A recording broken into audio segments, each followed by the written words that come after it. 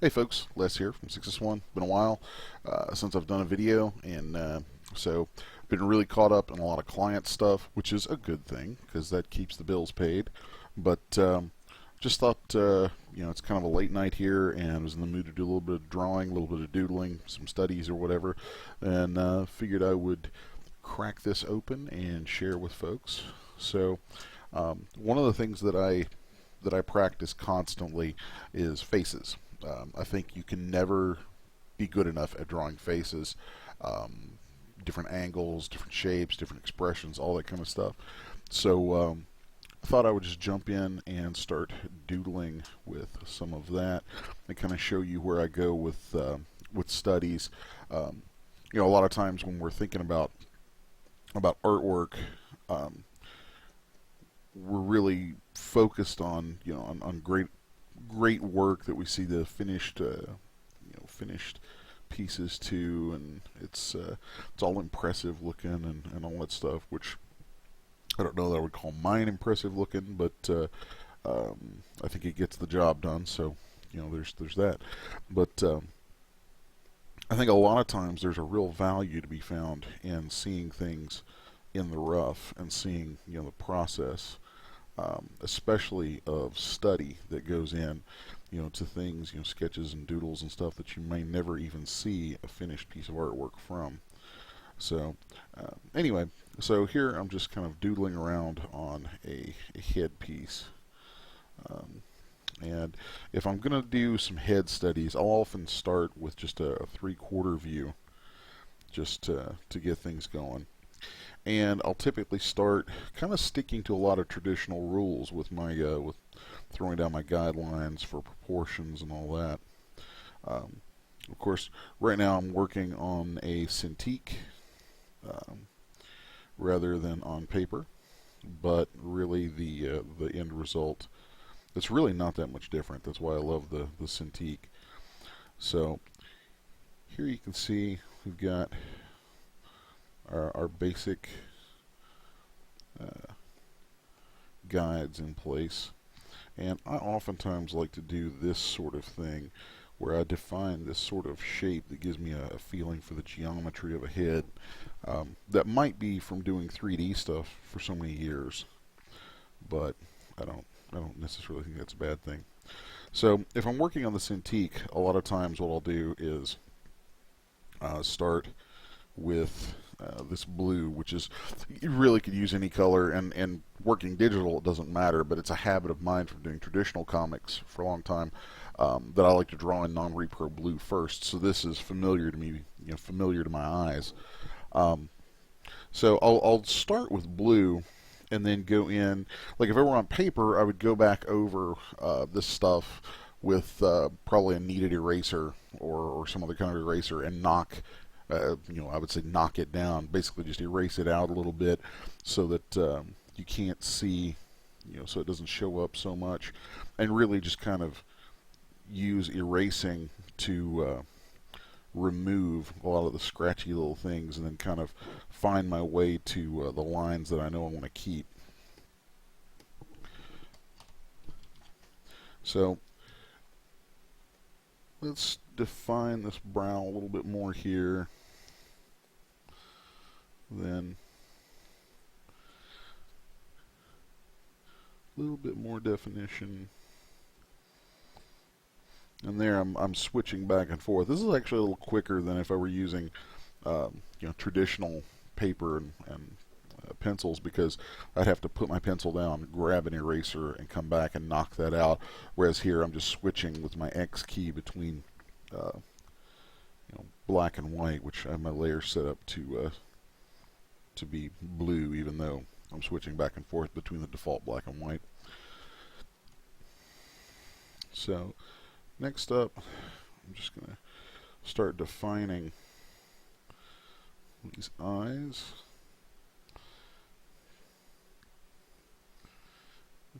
And throw in some eyebrows, sort of following the, I guess it's a lot of the way that I say things is really very 3D centric. I was about to say, following the topology of this, which is still a valid way to think about it, because what you're doing when you're drawing is really just capturing topology. You're representing the topology of something, um, you know, with lines. So just give a nice little swoop there. I don't want to over define the nose, because the more lines, especially if you're doing a female face, the more lines that are there, the older it'll tend to feel, and the more harsh.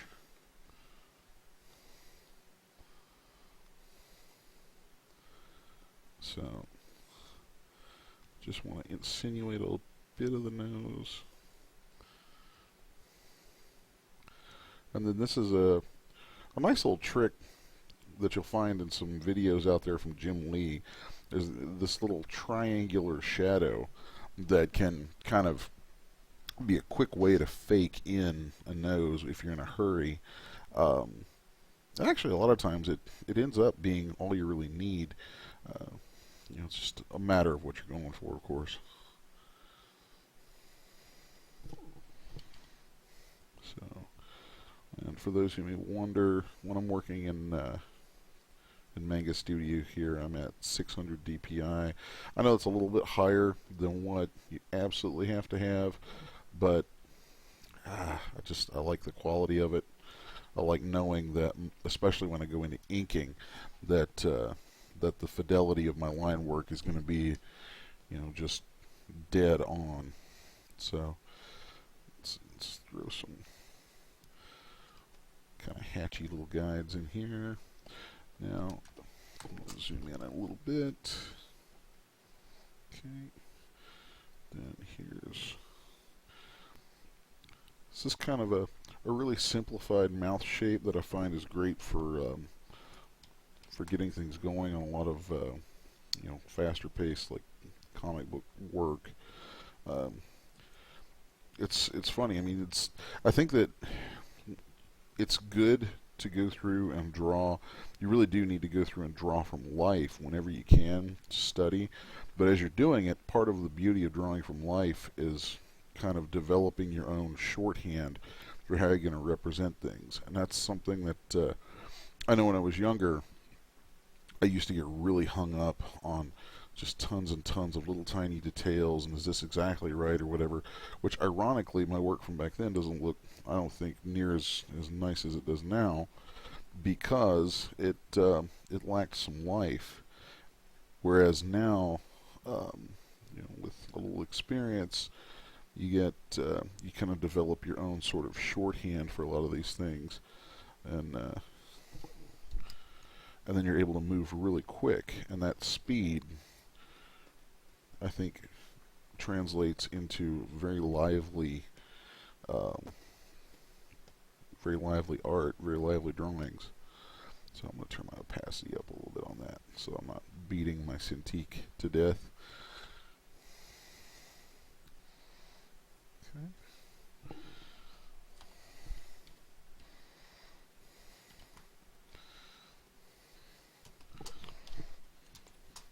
So this is just a quick little 3/4 view. Nice little female face study. I'll take out some of that neck definition. I think it's a bit much. Alright. Now let's throw some hair in here. And when I'm doing hair, if I'm working on paper, I'll use actually a thicker pencil, probably turned on its side even, so that I can lay these fat, wide lines down. And I know that those lines are going to go away, but what they'll do is they'll give me the ability to do these quick sort of shapes like this. And then I can sort of erase into those and start to develop this sense of form. You know, let's go ahead and just give myself the shadow sort of area here. And then here you can see how that thick brush or thick pencil helps me create this sense of form and volume. Let's go a little bit smaller with it.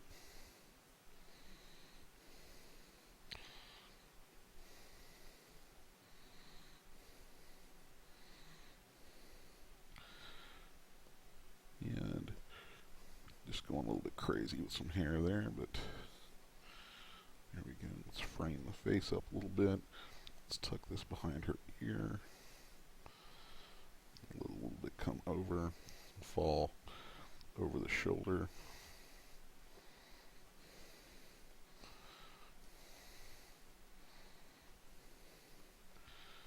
So I really like using that thick brush method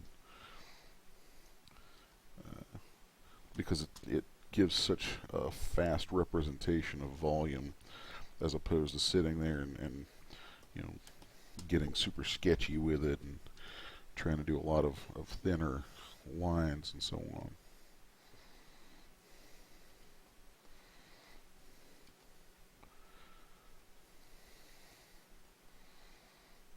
Okay.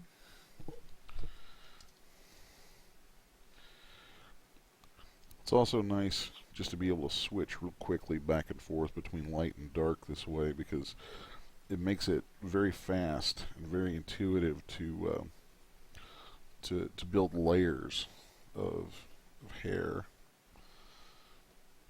And I think that's kind of important when you're trying to get a lot of life and volume into the actual rendering that you're doing.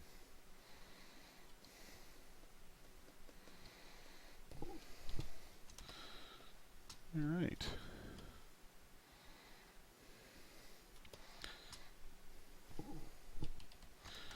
Then we could go in and tighten up some details if we want. See here, I'm making my pencil a little bit smaller.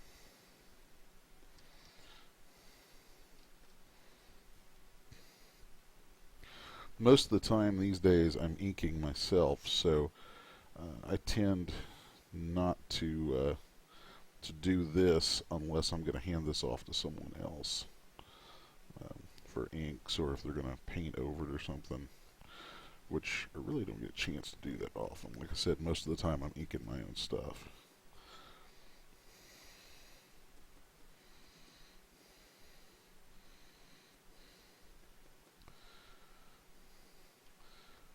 So since I'm inking myself a lot of these kind of details that you see going in with the pencil right now will end up being just done with ink.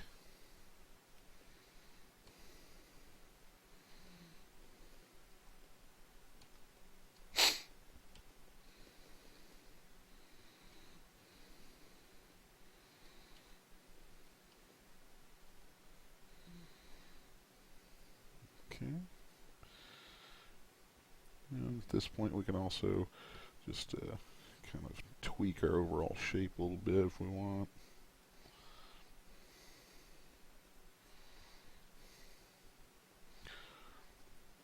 Working like this is really similar in the way it feels to working with Copics,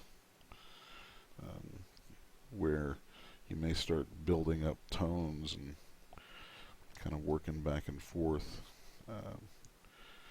I'm very heavily influenced by Jim Lee, and really adore some of the videos where you see him using kind of showing off his ink techniques, and where he uses a lot of white in his own inks. Really dig that. I think it kind of inspired me to start approaching my digital pencils and inks the way that I do now, where I'm actually drawing a lot of times with white and kind of solidifying things this way. So we could keep working on this a while if we want. You know, adding all kinds of stuff to this. It's really important to keep your hand, I think, as loose as you can. You see, you know, these kind of strokes.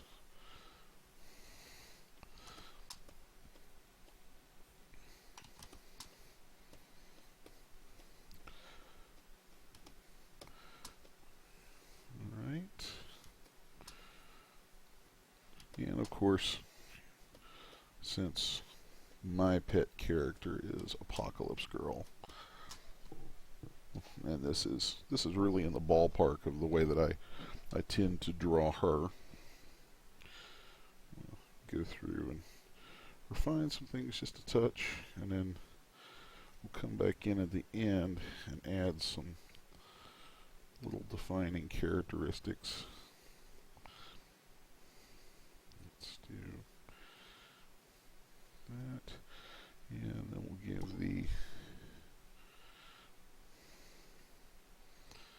her face paint.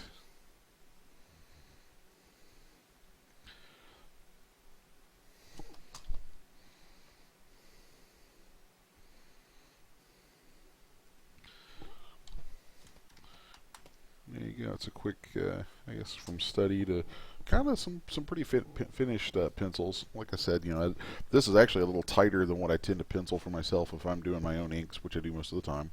So anyway, hope you dig it. If you like this sort of stuff, come by facebook.com. Les Garner Artist is my official artist page, or you can find a lot of my stuff at 6S1 Media, and of course Apocalypse Girl is at Apocalypse Girl on Facebook. So just facebook.com/Apocalypse Girl.